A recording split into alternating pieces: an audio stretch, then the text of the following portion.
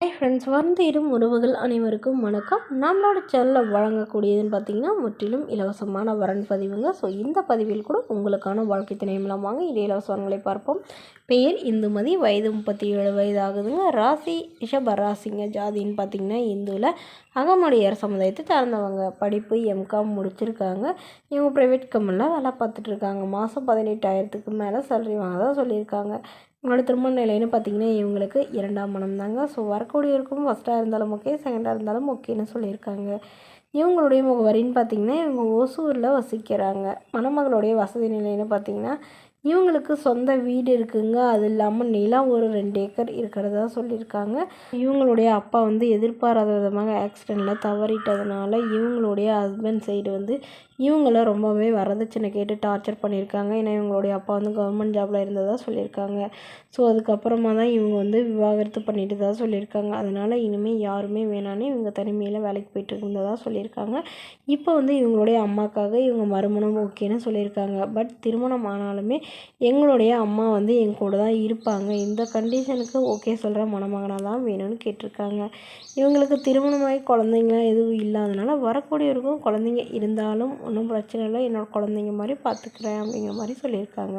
மேலும் இந்த மணமகள் தன்னோட ஃபோட்டோ கொஞ்சம் மறைச்சி போடுங்கன்னு சொல்லியிருக்காங்க. இந்த மணமகளை உங்களுக்கு பிடிச்சிருந்தா கீழே உள்ள வாட்ஸ்அப் நம்பரை தொடர்பு கொள்ளவும்.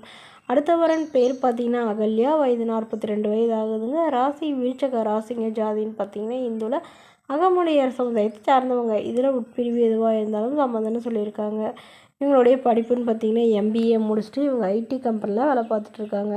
அவரோட திருமண நிலைன்னு பார்த்தீங்கன்னா இவங்களுக்கு 2ஆம் மனம் தாங்க. ஸோ இவங்களுடைய எதிர்பார்ப்புன்னு பார்த்தீங்கன்னா வரக்கூடியவருக்கும் ஃபஸ்ட்டாக இருந்தாலும் ஓகே, செகண்டாக இருந்தாலும் ஓகேன்னு சொல்லியிருக்காங்க. இவங்களுடைய முகவரின்னு பார்த்தீங்கன்னா இவங்க பெங்களூரில் வசிக்கிறாங்க. பட் ஜாபுக்காக பெங்களூரில் இருக்கிறதாவும் இவங்களுடைய நேட்டிவ் பிளேஸ் மதுரை அப்படின்னு சொல்லியிருக்காங்க. மணமகள் ஓரளவு நல்ல ஒரு ரிச் ஃபேமிலி தாங்க. வீடு, நிலம், கார், பங்களா நல்ல ஒரு ரிச்சாகவே இருக்கிறதாவும் சொல்லியிருக்காங்க. இவங்களுக்கு ஆல்ரெடி திருமணமாகி இவங்களுடைய கணவர் வேறொரு பெண்ணோட போயிட்டதுனால இவங்க வெக்ஸ் ஆகி ஜாப்காக அங்கே போய் தங்கி இருக்கிறதா சொல்லியிருக்காங்க. ஸோ அதனால் வரக்கூடியவருக்கு திருமணமாகி குழந்தை இருந்தாலும் நான் ஏற்றுக்கிறேன்னு சொல்லியிருக்காங்க. இவங்களுக்கு ஒரு பையன் இருந்தாங்க. ஸோ பையன் அவங்க அப்பாவோடையே போயிட்டதாகவும் சொல்லியிருக்காங்க. ஸோ அதனால் தன்னை நல்லா புரிஞ்சுக்கிறவராக வேணும், எனக்கு வேறு எந்த எதிர்பார்ப்பும் இல்லை அப்படிங்கிற மாதிரி சொல்லியிருக்காங்க.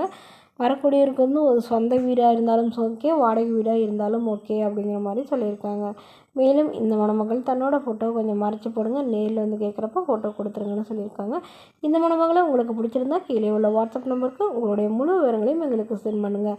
நாங்கள் இந்த மணமகளுக்கு பிடித்திருக்கும் பட்சத்தில் மணமகள் வீட்டாரின் ஃபோன் நம்பர் இலவசமாக வழங்கப்படுங்க.